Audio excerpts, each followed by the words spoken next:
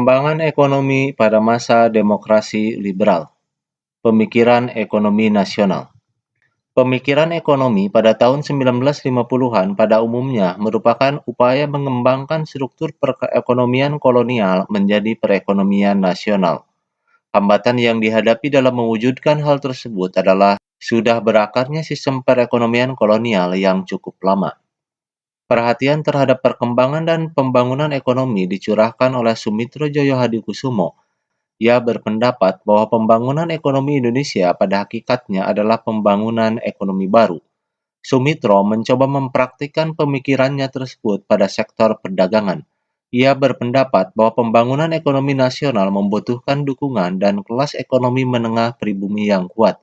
Oleh karena itu, bangsa Indonesia harus sesegera mungkin menumbuhkan kelas pengusaha pribumi, karena pengusaha pribumi pada umumnya bermodal lemah. Oleh karena itu, pemerintah hendaknya membantu dan membimbing para pengusaha tersebut dengan bimbingan konkret dan bantuan pemberian kredit.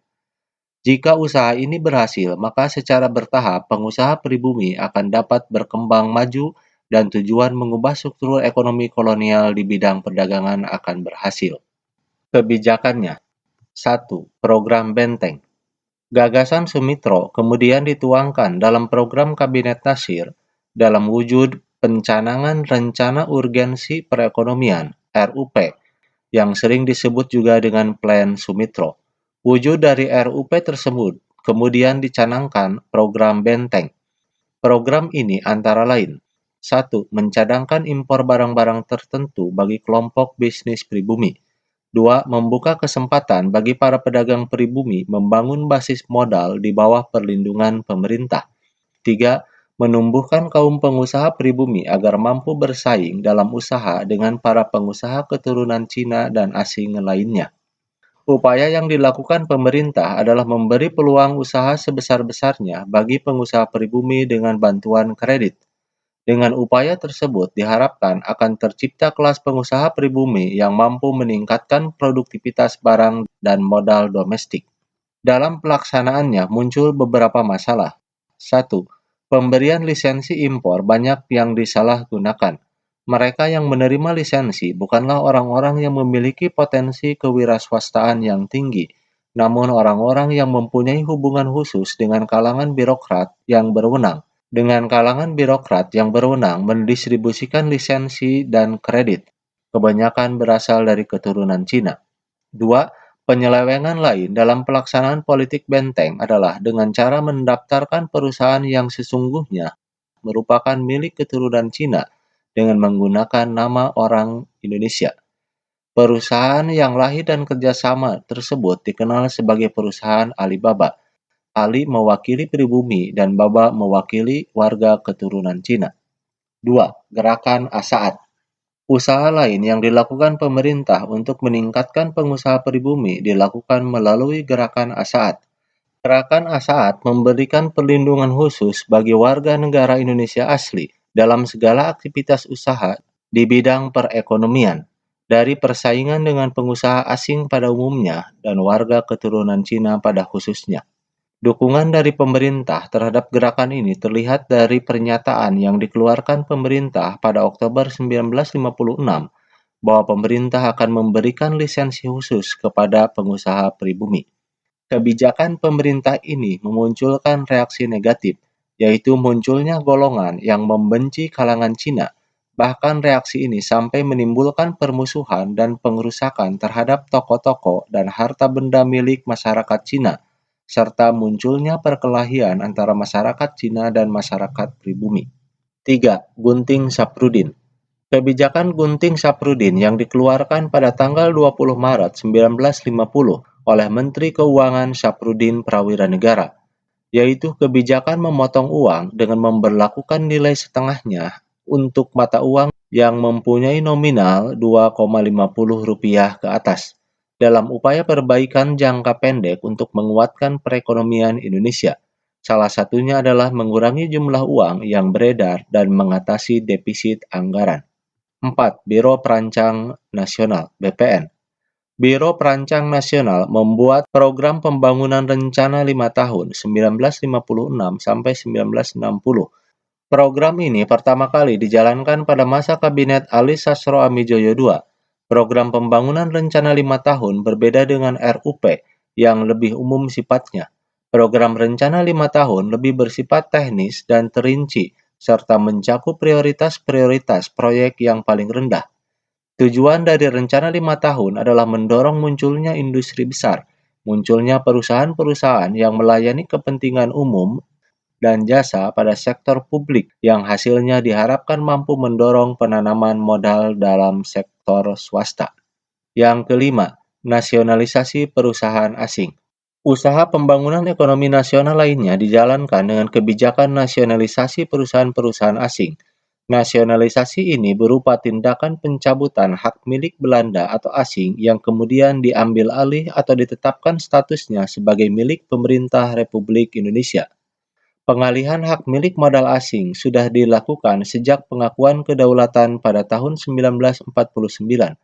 Hal ini terkait dengan hasil KMB yang belum terselesaikan, yaitu kasus Irian Barat yang janjinya 1 tahun setelah berakhirnya KMB akan dibicarakan kembali. Namun tidak dilaksanakan sehingga pemerintah Indonesia pada masa itu mengambil kebijakan untuk melakukan nasionalisasi perusahaan Belanda.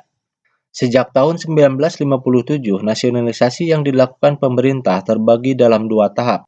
1. Tahap pengambil alihan, penyitaan, dan penguasaan atau sering disebut di bawah pengawasan.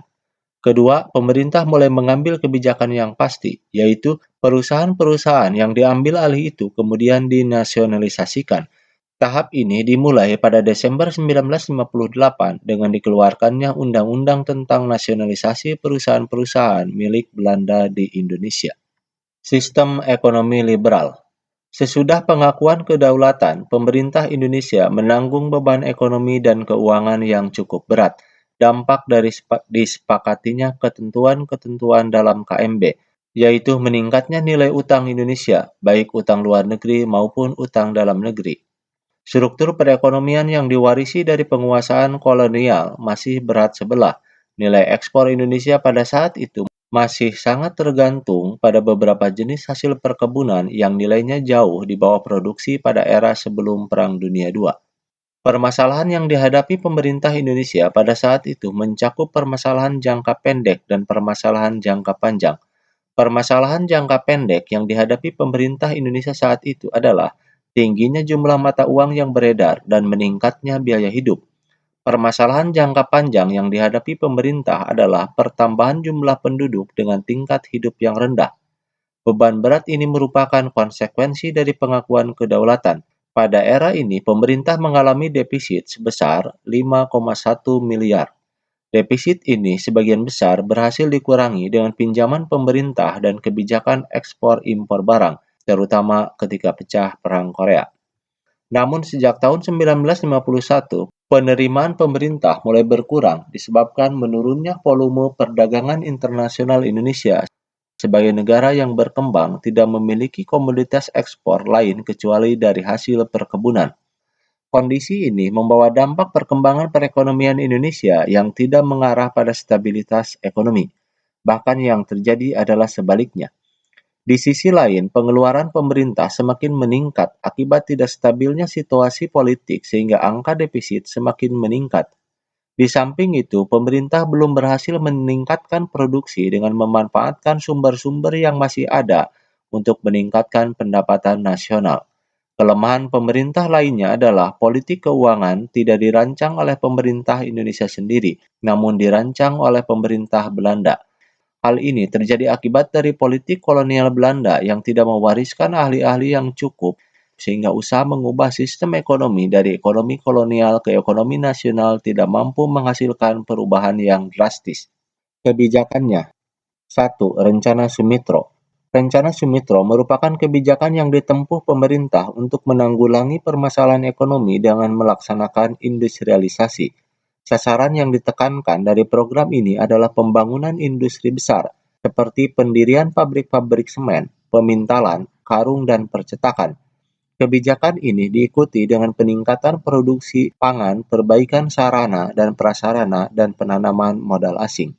2. Finansial ekonomi. Pada masa pemerintahan Kabinet Burhanuddin Harahap, Indonesia mengirim delegasi ke Belanda dengan misi merundingkan masalah finansial ekonomi.